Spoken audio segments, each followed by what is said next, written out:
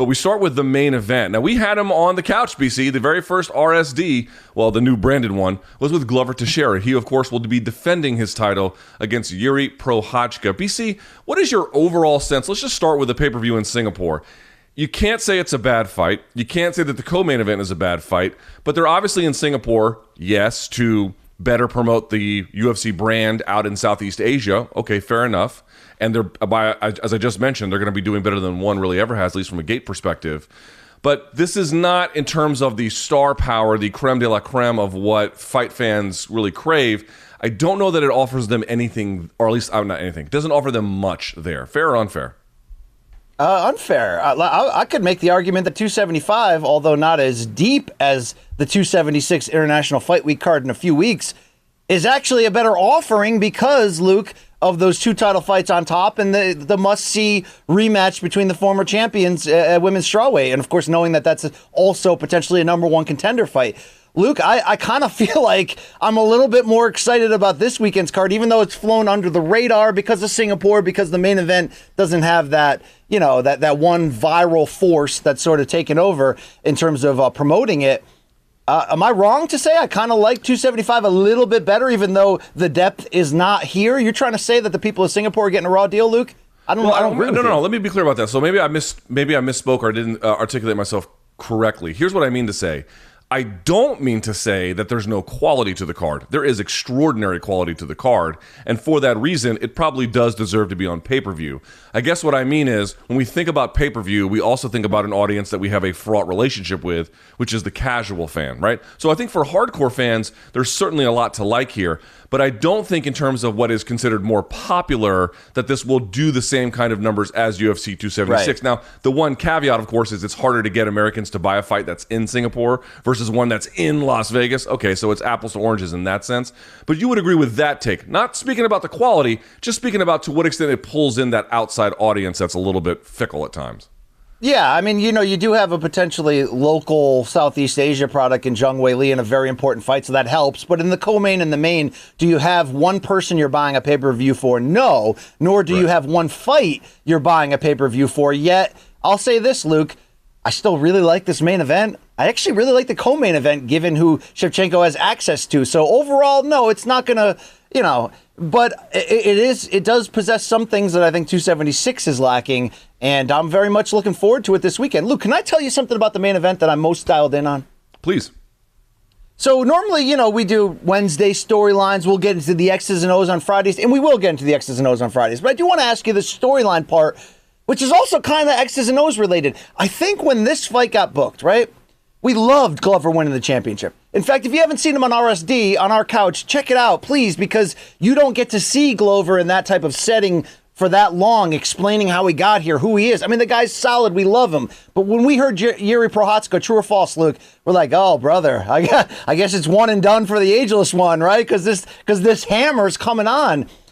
I do think, Luke, that while that was most of our reactions at first, and it just so happened that Jiri Prochazka is next, and he's hella dangerous, and he's won 2 UFC fights by knockout, and now in only his 3rd fight, he's getting a title shot. But I don't think people are talking enough about how raw and unfinished he is, that if you want someone like 42-year-old Glover Teixeira in a big, dangerous fight, but also have an avenue for victory, he has the type of guy in front of him who kind of openly makes big mistakes while going for broke and going for that big moment, that I think maybe we were a little bit wrong in reacting to that. You're still going to have Prochazka rightfully as the betting favorite. There's still going to be that threat of his power and can he catch Glover.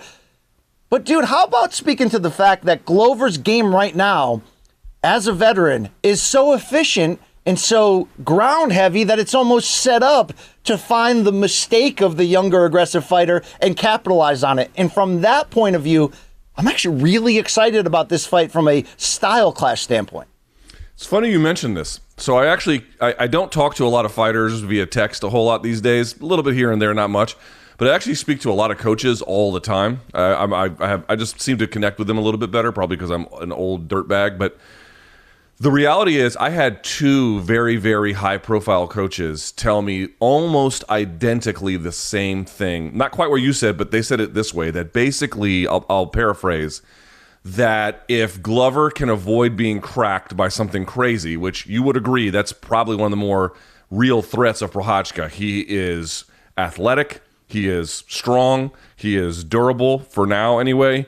And he takes weird risks and throws a lot of weird things. And when he hits you, it has a devastating consequence. And I do think it's probably fair to say that Glover at 42 doesn't have the same durability that he once did. That being said, they're both were in agreement, independent of one another, that if he didn't get hit with something big, this was his fight to lose. And on top of that, because Prochazka, it's the risk and the reward of him, right? He throws these crazy things, and when they land, oh my God, it's completely devastating. But if you don't land, bro, you leave huge openings there. And dude, we all have seen it. Not the rebirth of his ground game, but the refocus on his ground game as a part of his strategy has netted him huge dividends, including in getting the title in the last one. I definitely feel like, BC, that there's this attitude out there from a lot of folks being like, well, hey, Glover got the belt, that's a nice little thing, but on to the next one where let's just get this in the hands of a young guy who we think is the actual deserving champion. Well, slow your roll here a little bit, folks. Glover has seen a lot. He has seen all kinds of stuff. Prochazka is new in the sense that he's very a unique guy. But in terms of all the things that Glover has seen in the octagon, there ain't a whole lot that he hasn't before. With this new focus, BC, I got to tell you, I think people, if you want to favor Prochazka, fine. I think people are sleeping on Glover a little bit, to be quite honest with you. I think the odds kind of say that Vegas understands exactly what we're saying. I mean, you're only seeing Prochazka pretty much across the board as a minus 200 betting favorite. Younger guy, much more dangerous from a one-strike standpoint, no question. And then Glover at like plus 160. So, Luke, that's that's pretty damn close and shows you what you need to see. Obviously, if Glover can take this fight down, or forget it, I mean, taking down is inevitably the best route when I say fighting the fight on his own terms. But if he can spend as much of that clock, Glover, fighting on his own terms and not just playing roulette with Jiri jumping in and out with crazy stuff, yeah, you're right. This is a much different fight. Then suddenly you start asking yourself, have I seen Prochazka consistently go 5 rounds? Have I seen him make championship adjustments? Luke, I've only seen him in the UFC twice, and I love the guy. He is central casting for entertainment. But dude, even those 2 victories he had, was it Volkan Ozdemir and Dominic Reyes? Mm-hmm. Those had moments in which he's getting cracked, in which he's looking like, is it gassing? I mean, those are fights. Those aren't mixed martial arts matches. Those were fights. You have to believe that Glover understands his situation, understands his pluses and minuses in this matchup. Luke, he's not going to come out there to try to entertain you. Glover's going to come out here to try to win this fight. There is still a lot we don't know about Jiri Prochazka at this level that is going to be really fun to find out. Now, Luke, I don't want to say, what are the odds we see a repeat of the Blachowicz fight, because I do agree on this. It was a little bit of a perfect storm. That was the worst performance we've ever seen from Blachowicz. Something was off. He talked about it afterwards. Overtraining, whatever it was. Something was a little bit off. So it was a perfect storm for Glover to go in there, take him down, get the finish. But could you actually see a scenario somewhat similar to that playing out Saturday night? Yeah, I really could. I'm in. I mean, listen, I don't know if it's 50-50. I don't know how I see it quite that way. But here's the thing that I can keep coming back to in terms of storylines, BC, and it feeds into your question, which is this. I get a lot of people asking me, okay, man, and we talked about it, I think, previously, could Glover beat 2015 era John Jones or DC? Well, I don't know how many light heavyweights in history could beat those guys, to be quite honest with you. But there's a sense that, okay, Glover got to the belt, and that's nice, but he got to the belt because there was a power vacuum in the division, and now you've got a young guy coming up who's just, marching these guys down. Granted, only 2 fights, but they were, crazy exciting, and he won violently in both cases. This is just a nice little prize that we gave to Glover, but the division's going to move on without him, as it quote-unquote should, when this new guy gets his hands on him.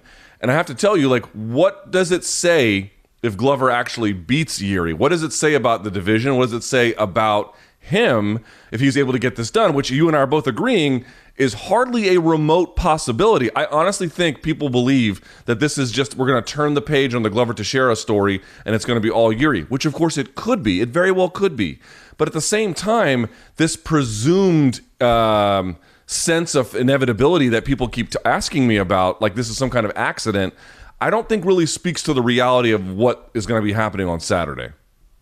I think that's very fair, Luke. I'm getting, more fired up as we get closer. And was it because we did that interview? To some degree, yes. I got to see, of course. The roots and the real side of who Glover is in his preparation, his mindset, all of those reasons, are why he is where he is today. And he was able to do that. This isn't a guy who never deserved to be here, who stumbled into a title late in his career. And it's the Cinderella Rocky story, even though it does kind of feel like a Rocky story in some ways. But, it's incredible that he's in this spot.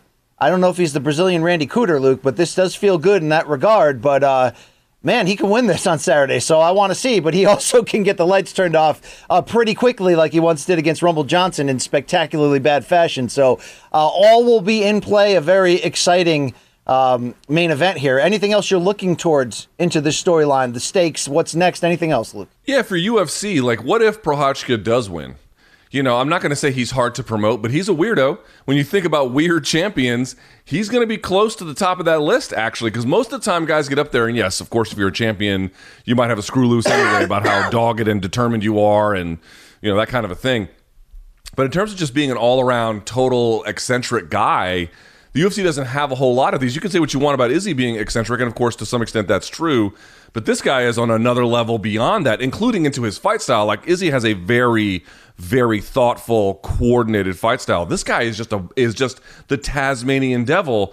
What do you think UFC would rather have? Would they rather have an old butt Brazilian champion that they can use to market in Brazil? Or would they rather have this young, crazy guy out there who is a little bit hard to put your finger on, but is dynamic? The fans seem to love him and could be one hell of a fighter as well.